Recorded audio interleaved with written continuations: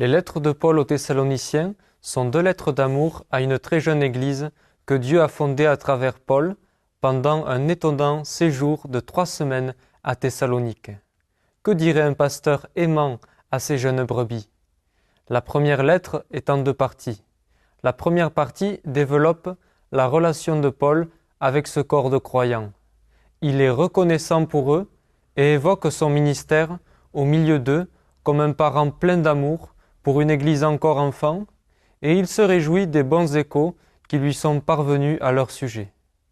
Paul commence sa lettre en rappelant sa relation avec eux et son amour pour eux, avant de les instruire sur quoi que ce soit. Dans la seconde partie, il les enseigne.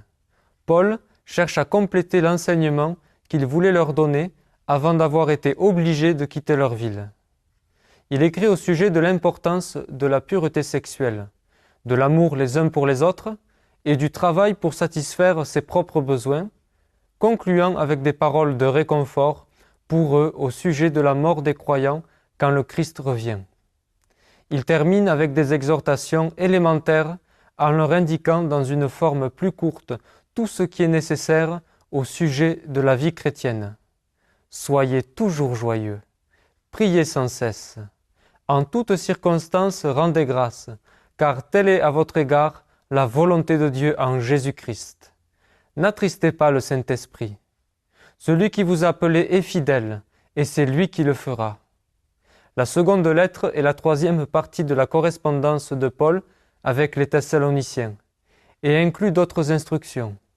Il les encourage à rester fidèles dans la persécution.